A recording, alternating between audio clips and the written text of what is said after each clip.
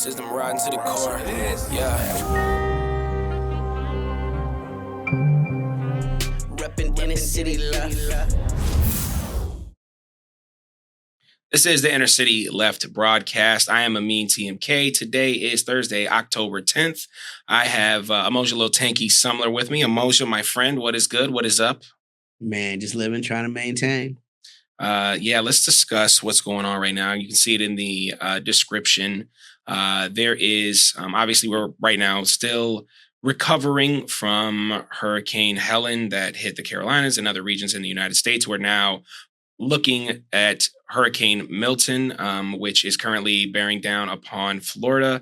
Early reports saying as many as 9 people, or at least 9 people, are dead. Obviously, that devastation is still to come to figure out what's going on. And I just wanted to.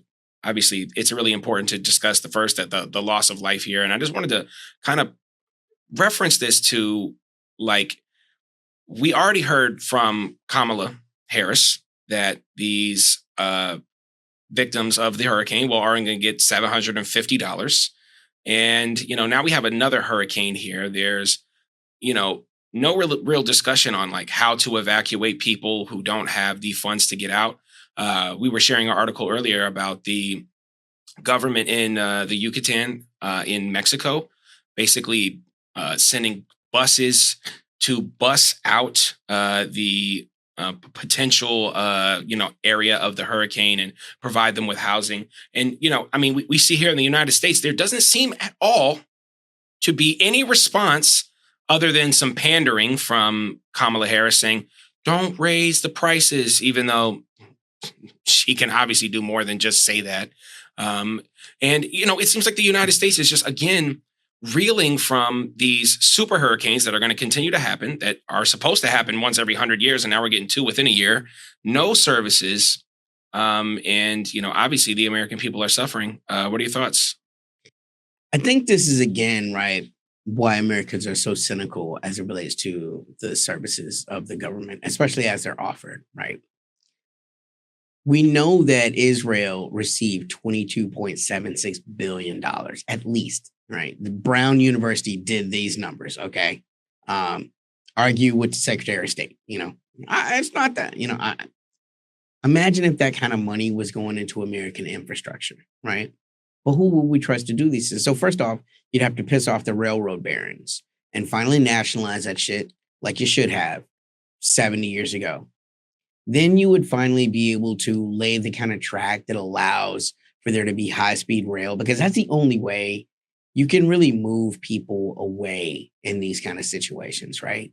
People have to be able to go to a government service that they can count on that will quickly get them from one part of the country to the other. So then what would happen with those people? Well, again, right, if you had a government that was based upon the good of the people, as opposed to cynically just being tied to corporate interest, and in this case, it's like prison industrial complex, right? Because this is what FEMA really should exist for. FEMA camps shouldn't be prisons. FEMA camps should be set up places within the United States of America where Americans can be moved in case of emergencies, where there is domicile set up, where you can have a continuation of essentially the things that people need to live. That's what FEMA should exist for. That's what it should have been. Instead, it's just a place that's essentially become ICE, right, on steroids. You're taking immigrants and you're putting them in these things that are, for all intents and purposes, prisons, little jails. And conservatives talk about this. I promise you don't want to live in a fucking FEMA camp, bro. Not as they exist, but the FEMA camp should have been made to house Americans in places of emergencies. That's what it should have been. And instead, all of this is like how, when we talk about the foreign policy of America, how it really comes back to hurt you. And when you don't care about what your politician's foreign policy is, like not understanding the ways that will have an effect on your life, and that's what's happening. Yeah. I wanted to just say this as well, because I know for a lot of people, probably for you as well, there is just a memory of Katrina and the ways that the Bush administration failed so many people in, the the lower wards, and you had people that were on top of roofs, and it was a huge news thing. And it seems like Helen, in a lot of ways, is become such a similar aspect of that. But now the media surrounding it is so controlled. We even had Pete Buttigieg say that they're banning any drones from entering into the space. They're not allowing. No one can have proof of the ways that the government has failed us. I mean, and that's really what it is. It's all about, covering damage control, right? As opposed to prevention. Because when you look at, there are places that because of global warming are literally sinking in the world. Venice is sinking. You can look at what the Italian government is doing to maintain Venice so that it continues to exist, right? You can look at what the Danes are doing in Denmark, the work that they've done with the dikes to keep, Denmark from sinking into the ocean, right? These are countries that don't have nearly the kind of resources that the United States has. And it goes back to, again, right, the cynicism that we have about these government organizations, because this is exactly the kind of stuff that the Corps of Engineers should be building. And we know that as part of the military, it's not like they're not getting incredible. The military itself gets incredible vast sums, right? So then why do organizations like the Corps of Engineers get less and less, right? Because they're not really things that generate profit as far as like the war goes. But these are real things that people need. The Corps of Engineers can do things that no other construction companies would be able to in the world, probably. I mean, other than like China, where they're building roads with drones, And build bridges in 3 weeks or so less. Sorry that I have to tell y'all the state of the rest of the world. But as far as America goes, there are some things that no one could build except for the American Corps of Engineers. They've done incredible work in the past. Look, again, I am not a pro-military dude, but again, I have to acknowledge things as they exist. The Corps of Engineers has done historic work in America over the past 100 years, and they're not allowed to do the kind of. It's just now it's all so political. As far as New Orleans is a great example, right? The Corps of Engineers has never been allowed to go in and truly revitalize that levee system. But really, New Orleans is just one of many places. The entire East Coast, every part of America that has access to huge water, right? Like the ocean or the Gulf, right? The Corps of Engineers should be prioritized in these places. Instead, that kind of nobody wants to affect the potential commercial entities, right? You don't want to affect Hilton's ability to make a hotel here on the beach. When the reality is this should actually be national security area where they're building ways to divert huge amounts of water and all of those kind of things. All of that stuff is relevant, Yeah, I remember that when they were rebuilding the levees in New Orleans, there was, this discussion amongst the people that obviously this needs to withstand a Category 5 hurricane. But due to funding, they were only able to make it like a Category 3 or a Category 4.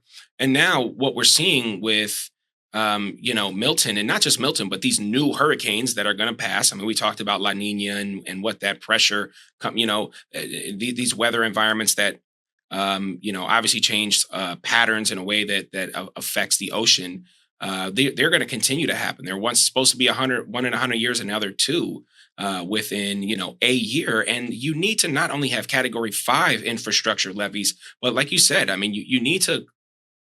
Let's all be of these real. conservatives are talking about build the walls when the reality is we need to be building the dikes, like from fucking That's a great Pensacola point, man. that wrap all the way around to Miami, that go all the way up to Maine, that start at Portland, in the west, that go all the way down to San Diego, like ways to divert that water. Since we realize that climate change is inevitable, it's on the government to do the kind of things that will allow us to subvert or at least minimize the loss of life. And don't act like these are not things these would be huge construction jobs. They would have to sublet some of this. These would be building jobs for America. Infrastructure jobs are always good jobs for Americans because somebody got to build this stuff, And again, so like these are the things, but when we're talking about, you brought up Katrina, and that's a great point. Katrina is very special to me because, some of y'all know I used to live in New Orleans for part of my life. So watching that whole thing happen, even though I didn't live there anymore, it devastated me, but I think I can honestly say the government response to Helene and the new hurricane has been actually worse. It's been way worse. Kamala's still out, drinking beers on night TV, and like trying to prove, she's a down to earth type person. But when they're casting her as Mamala, this person that's supposed to have all of this empathy and be America's mother, which, by the way, it's an interesting type of brand, right? This is what the English did with Queen Elizabeth. I don't have a husband. I don't have children because I am the mother to England, right? The Democrats are really trying to invoke a very deep play, right? But the reason why that doesn't work is for you to sell that play to the people, then Kamala really has to get off, the whole circuit. You need to be setting up your campaign headquarters in all of the affected areas. I mean, let's to say nothing of the biochemical lab. Oh my goodness, right. Several different tragedies that are happening in America right now that are going to take huge leadership. And yet the only thing you're hearing from them is Israel has a right to defend itself, right? You're talking about, like things that don't matter to the average American, but they matter absolutely to the donor class. And so Americans are literally left to hold the bag. So, you've got in Georgia, you've got the chemical leaks that are happening, right? Florida's being just pounded with what, by all accounts, is the most powerful hurricane that has ever been observed on Earth, right? Since we've been writing about such things. Wind speeds of 186 miles per hour. And yet, even on our Instagram page, we got people that are talking about they're getting fired for asking to take off to get out of here. Disney World was open yesterday. It was open. I mean, we literally have people, I mean, it goes to like the blatant disregard for human life. And I think that, again, like that's what the government constantly shows, not just domestically here, but obviously, with the money that we send out to Israel and Ukraine and all these, other ways that we influence elections and all of those other things. And let me just ask you this, is a pretty blunt question. I mean, is that essentially what the United States taxpayer is doing right now? Just spending their money on, wars and subterfuge and in the domestic military. And it just seems like the rest of the domestic population is just a big like FU. I mean, I would say we're spending money on military output, right? It's hard to call all of these things that are happening as wars. What's happening in the Middle East is not a war. It is aggression. It is aggression by America's colony in the Middle East. They're allowed to do anything. They're allowed to blow up schools that the United Nations is running, right? As of yesterday, they fired on the United Nations peacekeeping force in Lebanon, right? What's happening in Ukraine also, it's difficult to determine, to say it's a war. If it was a war, it'd be over because Russia's military is too powerful. It just is. But all of it's definitely going to American military output, right? Which is one of the last places where manufacturing really happens in a real way in the United States. Because, that's the kind of stuff you can't outsource. I mean, you can, but from a national security point of view, do you really want to have to import your weapons, right? That's not smart. So that's where that goes. But I mean, the empire is expensive. And that's the bottom line. Like, Americans have to understand that all of those military bases, all of those interests around the world, they're expensive. And infrastructure is just seen as something that just happens. You brought up the bridge and the bridge building in China. I mean, the fact is, as people that live in DC, not that far from Baltimore, that bridge is still not up. Bridges get blown up in Ukraine and they're back up in 3 days. This is a fact. Didn't the Romans build a bridge faster than this, for God's sakes? Yeah, Yeah. And I get it, right? The Romans didn't have to have, 18 wheelers coming across and all that. But this is not a unique problem to America. Bridges humanity. have to be built. Bridges got to be built. That's a part of what a government's supposed to do. So many other countries seem to have worked out this problem, right? But in America, nothing can be done fast and nothing can be done extremely well. We can't build a bridge that's going to last for 500 years. And we can't build a bridge that can be built in under 2 years. I mean, wow. That's just fascinating.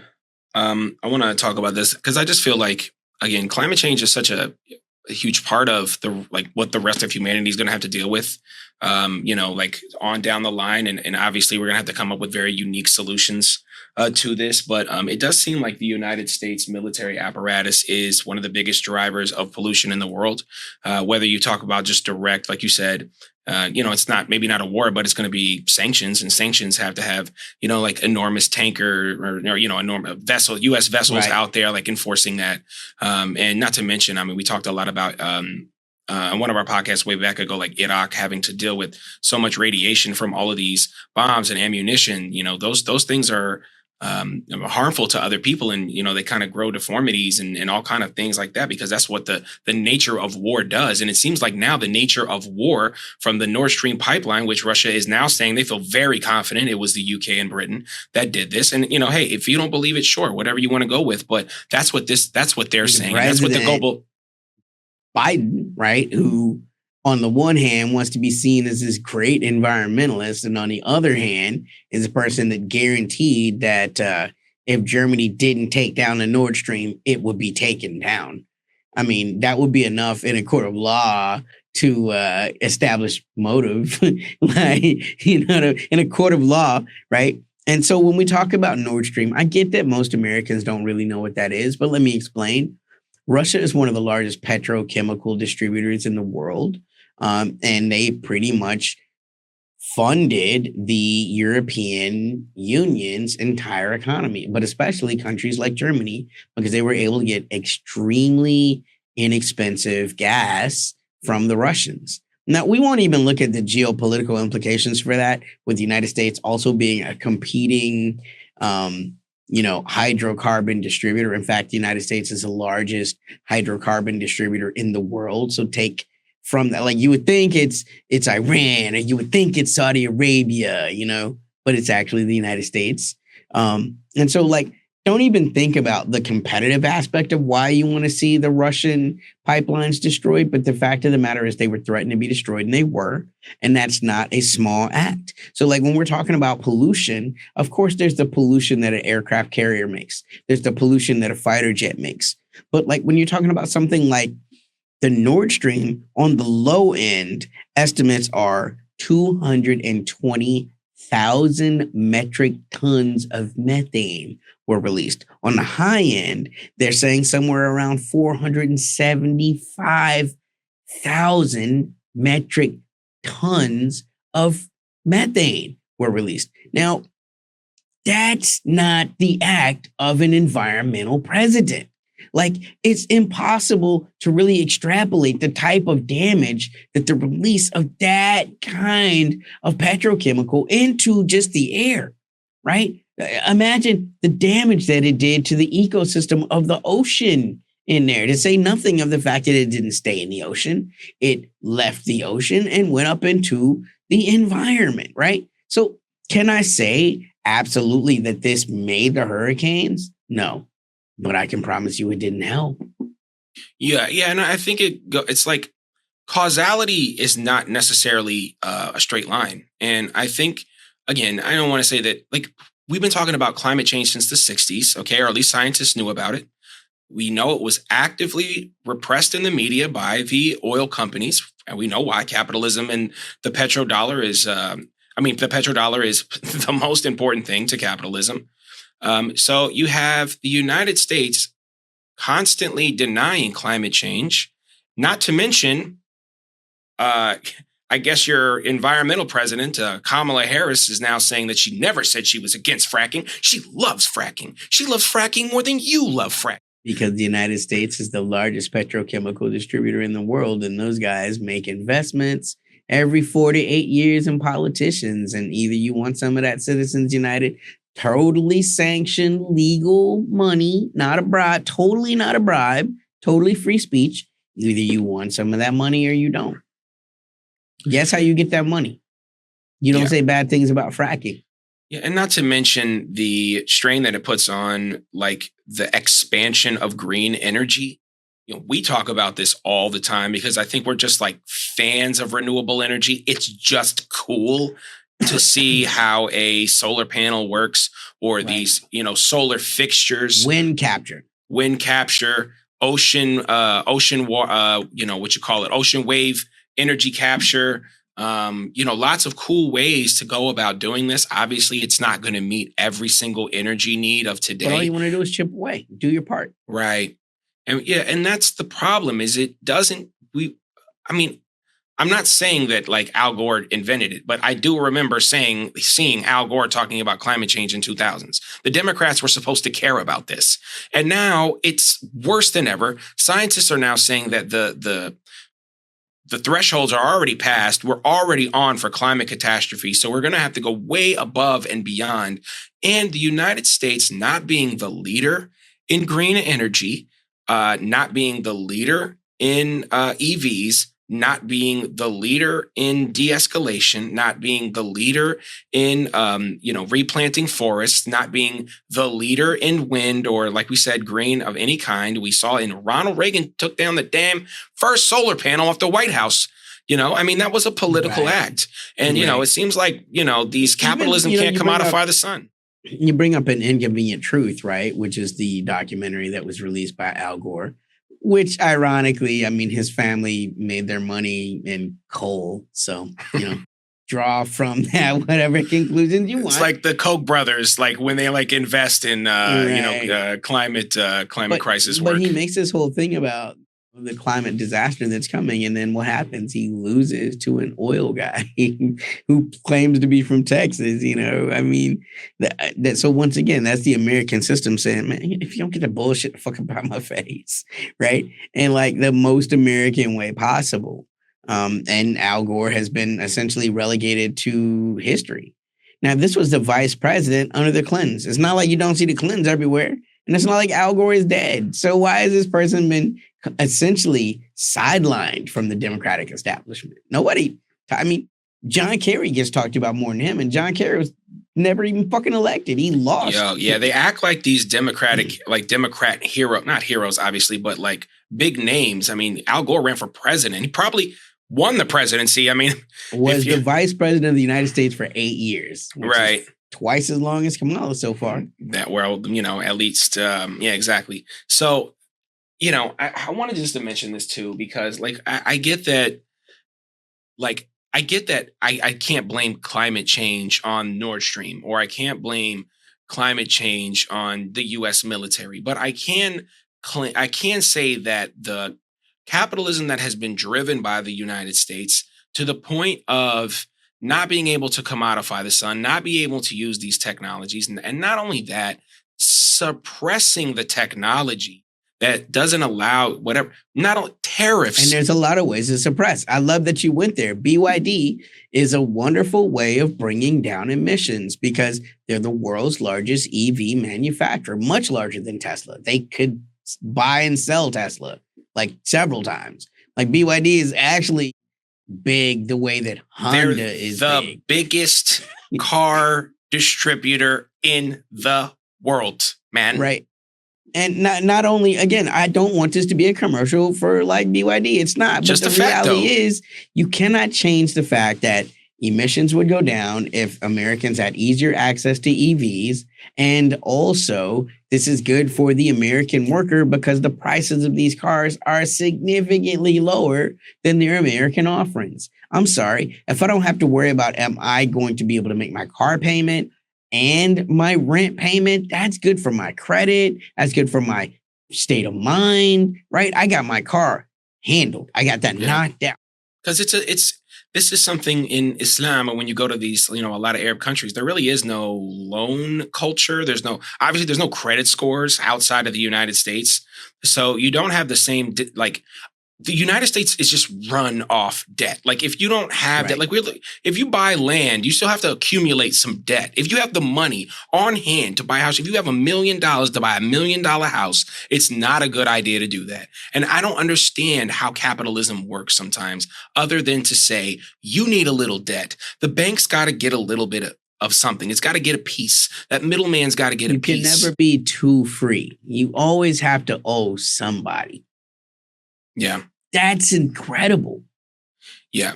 And again, I just want to acknowledge, like you mentioned earlier, this money is going to Israel. It's going to Project Ukraine. It's going to destabilizing other countries and pulling color revolutions, or trying to. It's just so much news. I mean, it wasn't but 2 weeks ago that one of those planes was like snatched up by the American government. This is not, they're going way above and beyond what a country is supposed to be doing. And it has been doing that for quite some times. And this is America bursting at the seams. There are unions popping up everywhere. There is, like you said, there's strikes. There are people who are fed up with giving $750 for their entire life. Which, by the way, is just Joey B finally making good on giving us that COVID money. Right, but he's just giving it to a select amount of people. I mean, the Democrats have gaslit everyone, and they are driving people to Donald Trump, which when you look at the polls, it's 100%. Looking more and more that he is going to win. You cannot win a race. So now it's very hard to see how the Democrats are going to win North or South Carolina. They were never going to win South Carolina. They might have won North Carolina, but I don't see that happening anymore. They were never going to win Florida. You probably just lost Georgia, right? We're not even bringing up, the wildfires that happened in Hawaii. The fact that there was any more money for the Ukrainian project or the Israeli project when the paradise of America burned to the ground. America's paradise burned. And the government didn't seem to be very interested in rebuilding that, right? You make the arguments you want to make about the inner city, of course I get why you really don't want to fund Detroit. I get why you really don't want to fund Chicago. You don't want to fund Hawaii, the paradise of America. So, Of course, if they're not going to fund paradise, they're definitely not going to fund the Carolinas. But you can't win voters that way, right? Yeah. I mean, every disaster right now is on them. At least their response. I mean, Joe Biden said we were there before the hurricane.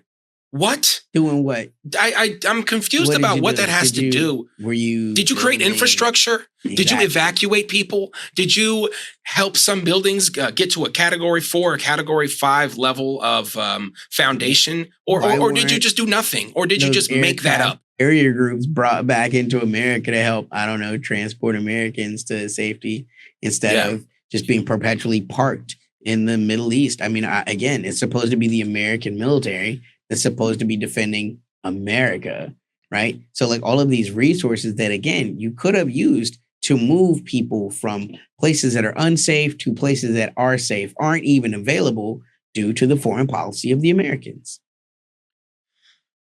And these affect real lives. People are dying, man. And it hurts. People are dying. It's like death everywhere, man. Whether it's, the man-made destruction and genocide that is existing in Gaza, and now looks like Lebanon and in West Bank, the war in Ukraine, and we're still waiting on the inevitable Israeli response to Iran, which Israel doesn't have the strength of culture to not, right? They can't see it as, we provoked you for a long time. They don't, when you look at what happened as just a smack in the face, the way your mom might smack you, which, we can argue whether or not that should ever happen, but it does happen, right? That's a warning.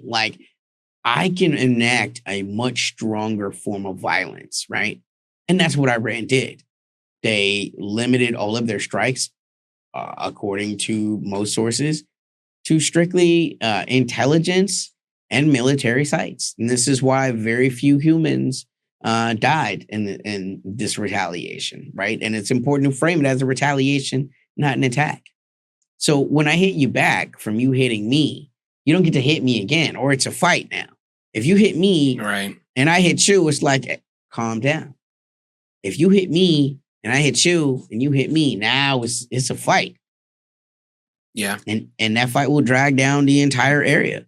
That fight will affect a lot more than Iranians and Israelis. It will affect everybody that requires petrochemicals. But once again, the Americans will have oil to sell. It might be the only ones that can guarantee their oil out. It's hard to not look at this is what geopolitics matters in all of this. There is a profit margin in destabilizing the oil supplies of the mill or removing them. And the United States is floundering to Right. BRICS. And that's essentially something that's undeniable. 650,000 homeless people. This is a low number. I mean, rent skyrocketing, these buildings exploding, railroads don't work. I mean, we don't have bullet trains. It wouldn't even pay your mortgage for the year, for the month. So, yeah. I mean, $750. And this is, again, I don't know if you remember the when they were talking about the funds to Ukraine, mentioning that the Ukrainians should have some money in their pockets was actually in the briefing. And again, I think this is why the Democratic Party is going to have a tough time. They're lost. Absolutely. Yeah. This is why, the right wings call him globalist, although it's hard to imagine any billionaire that's not a globalist. Trump is absolutely a globalist. But the Democrats make it easy to see. Again, I just want to look at that number. $27 billion in the last year went to Israel. Imagine, right? I'm sorry to be a pinko commie here, but imagine $27 billion being used specifically to aid the Americans impacted disproportionately by these two hurricanes and the chemical spill, right? Just evenly split. If you're an American and you pay taxes last year, right? You get an even split of this $27.6 billion. Anyone from North Carolina, South Carolina, Georgia, or Florida, just right there, boom, or Hawaii, just right there. You cannot tell me that wouldn't be better for the American economy than, just giving it to Israel to do. It's not really like a doing. left or it's not really like a conservative. I mean, everyone knows that this is just ridiculous and it can't continue. And again, it's not just about a right or a left thing. It's like you said, it's a dissent thing and it's not hard to see. I want to give a shout out to our podcast listeners. What's up? We on a podcast all the time. If you don't have access to YouTube or, Lord knows how long we'll even be on YouTube, hopefully a very long time. I want to put good energy out there. Hit us up on Apple Podcasts or Spotify, iHeartRadio, all that good stuff. Like and subscribe. We got a Patreon. You can always hit us up, patreon.com/InnerCityLeft. The description is below. Insta. And of course, at Inner City Left on Instagram, where we update all kind of stuff all the time, so you don't have to miss out on what's up and coming. I want to give a shout out to our patrons because we love them. And as you see, I don't know if we didn't mention this, but we are upgrading. As you can see, I got a new. That's why it's taking a little bit longer, guys. We actually did a whole podcast. I'm so sorry. Don't mention it. Don't mention. No, that's triggered. We obviously do want to continue to do on a 2 video a week kind of schedule, and that's just a little slow now because we're just upgrading, and we want to do that because we want to create a good product for y'all. Good product. Deserve it. Yeah, and our patrons are. Some of the biggest reasons why that's happening. I want to give a shout out to Dumpy, Tom LeBeau, Turn Leftist, Dubsy22, Nicole Hedges, Jay Goulart 94, No Ground, RK, Paula, Alyssa, Lauren, Suzette, and Dennis. Y'all the real heroes. Anything? Did I miss anything? Any final thoughts before we slide on out? Hey, y'all, stay safe. Do what you got to do. And this is why it's so important to keep your head on a swivel, to keep your tribe ready. You know what I'm saying? To know that if something goes bad for you here, having your homies over there that's really prepared and able to help and do for you. Individualism is great, but we are a community of human beings, and it's only through community that we can have civilization. We got to do for others because others are always doing for us. This is what I love about libertarians, but they don't get it. I don't want to build my roads because I don't know how to build roads, but I need roads built. I need libraries built. We all got to do for everybody. That's the whole point. That's what culture is. That's what civilization is. So do for those that can. And stay safe. Emoji Little Tanky Summer. I'm Amin TMK. This is Inner City Left. Peace. System riding to the core. Yeah. Reppin' in the city left.